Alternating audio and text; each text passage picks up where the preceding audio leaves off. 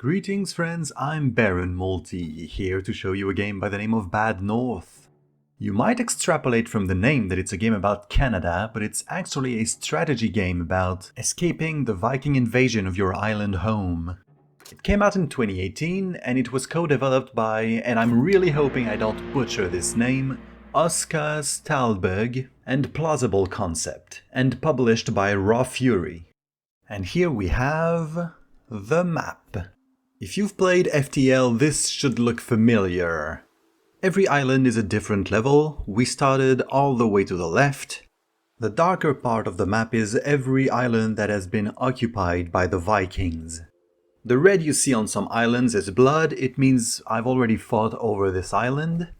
The thin black line you can see left of Winter Isle is where the occupation is going to extend on the next turn. That means if there's an island in that radius, you have to fight over it now or you will never be able to go back to it. Now these are my big-nosed commanders. Each commander leads a squad of specific units and has a special trait unique to it. There are three kinds of units: pikemen, infantry and archers. Each squad type has its own weaknesses and strengths, and Bad North is all about positioning and picking the right kind of squads.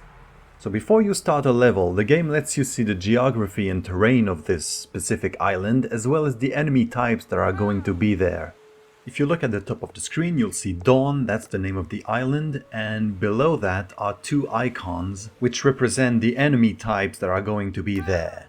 Now, because every commander can only be used once in a turn, it's important to pick the minimal necessary force you think you'll need to defend an island. Because the more islands you can clear every turn, the more breathing room you'll have in the future.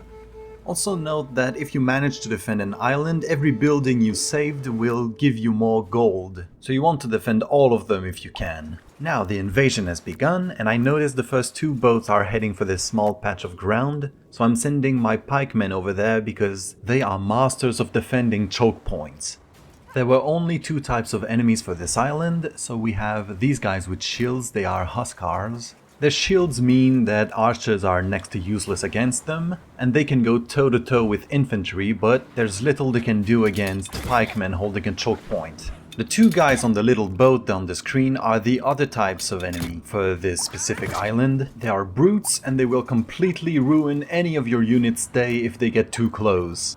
You can pretty much only counter them through good pikeman or archer positioning. Infantry is next to useless against them. I've had whole infantry squads wiped out by one or two brutes, but the pikemen will keep them at bay. Now these Huskars coming up are putting me in a pretty bad spot because I will definitely have to use my infantry against them. And while they can hold their own against Huskars, they tend to take big casualties in the process, and with each squad only having 9 units, you really want to avoid casualties as much as possible. Each commander can also have an item equipped, by the way, so this is a demonstration of an active item. This commander has a bomb. It's a pretty powerful item, but it can only be used once per island unless you upgrade it with gold. Items are fairly rare. You start the game with 2 commanders and they already have an item equipped each, but finding items afterwards is so uncommon that you will never have enough to equip one for each of your subsequent commanders. And this is a pretty nightmarish situation I'm finding myself in. I have 4 brutes about to land and no choke point to funnel them into. So here's hoping the pikemen can hold the line. And this is looking like a very resounding no. Oh god. And just like that, it looks like my defenses have completely fallen apart. Now here's me using the pikeman's special active ability to try to salvage things, and it hasn't done it. Alright, time to demonstrate another ability, the ability to run away when things go horribly wrong. If you find yourself in a situation when you know you won't be able to defend the island, you can make your remaining units use the enemy's boats to escape the level. The point of doing that is to save your commanders, because if they and their whole squad is wiped out, then they die and you can't use them again unless you have an item that allows you to revive commanders. Well, that went dreadfully, and failing this island means I don't have access to the one above it, and the question mark under it means that it would have given me an item. So well done me, let's try to do better this time.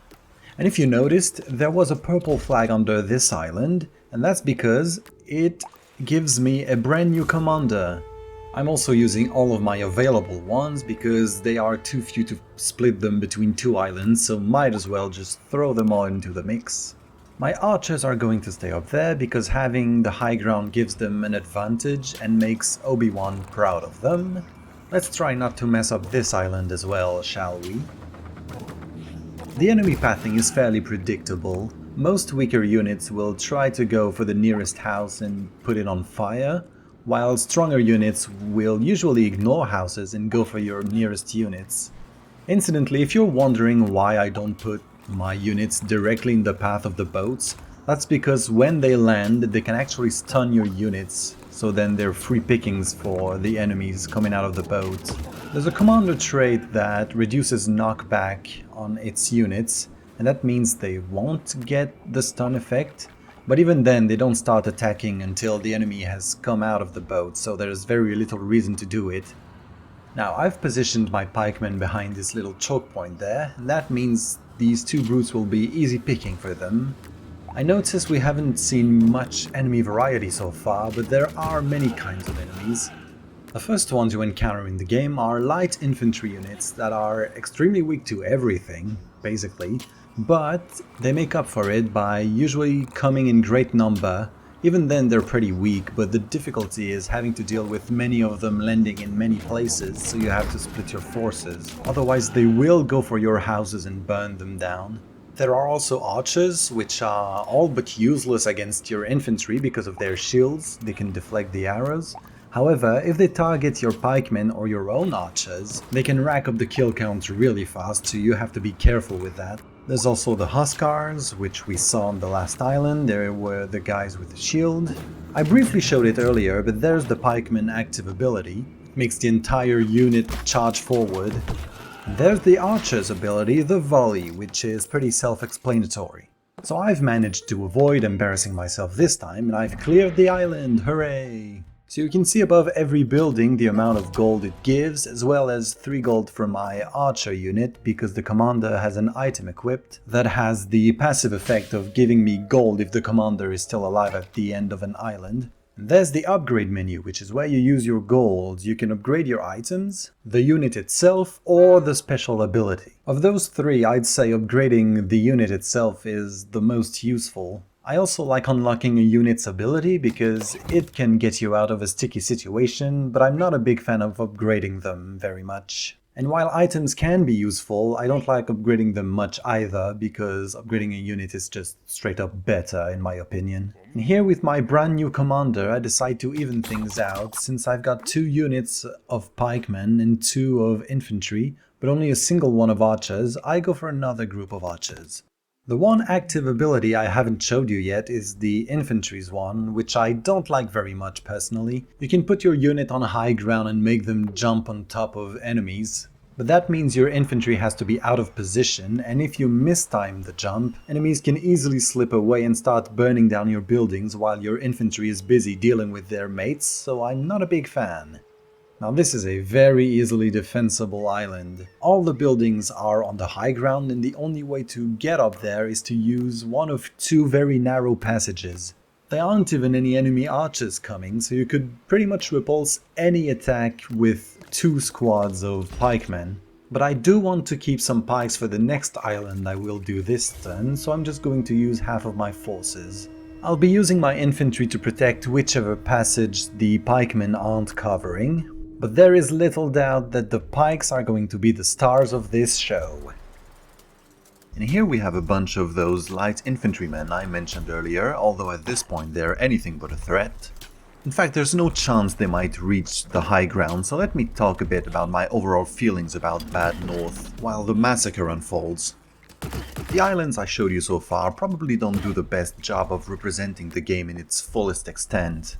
It's about 1 hour into the game and it's still fairly easy, although I say that, but I did get pounded into the dirt on the first island, but let's forget about that. And islands like this one are almost a freebie. It's just an easily defensible few buildings on high ground.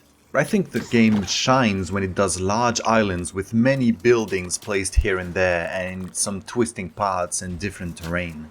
It really forces you to position your units carefully and to pay attention to the whole map. And sometimes you have many different landings happening in various places and you have to go, okay, I can't defend every single places with the units I have, but I can send my infantry there, they should clear this one fairly quickly and then they can reinforce my pikemen over there. And that's where you can get the most fun and challenge out of this game. And I think it's good design that every building gives you gold at the end of an island. That way, for the big islands I'm talking about, you have an incentive to defend every single corner of the island. But sometimes if you think you'll take too many casualties defending a building, it can be worth it to just abandon it to the Vikings. After all, bear in mind that every commander only leads 9 men, so let's say you have 3 squads available. If you lose only 5 men, that's 5 out of 27, that's almost 20% of your fighting force. So it's a real case of easy to learn, hard to master. You know, it's easy for me to say that if there are enemies with shields, you should just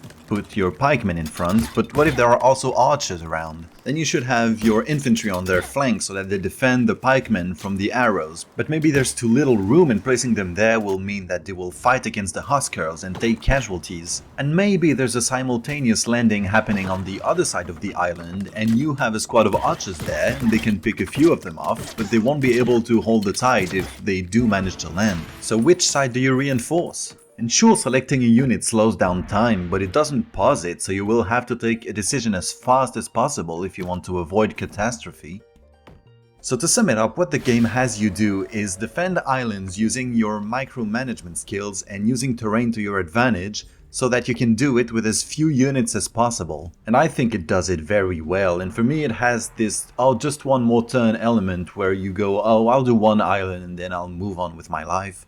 Then you go, oh, that was fun, let's do another one, it's just 1 minute, so why not? Now, this island has a kind of enemy I haven't encountered before. If you look at the top of the screen, there's a question mark. So I'm going to show you that one to showcase a little bit more enemy variety before I wrap things up. Should be an easy one, the only way up is through a narrow set of stairs in the middle of the island. I do have some little gripes about the game I want to share with you guys. For example, the camera. I don't like how it's always centered on the middle of the island. I don't think it adds anything to the gameplay. Sometimes there are little alcoves or tunnels that you will only be able to look at a certain angle, and that's a bit annoying. Oh, there's a new enemy type. They are stronger versions of the Huskards. They have bigger shields, which means arrows will seldom get through their defenses, and they are a little bit stronger.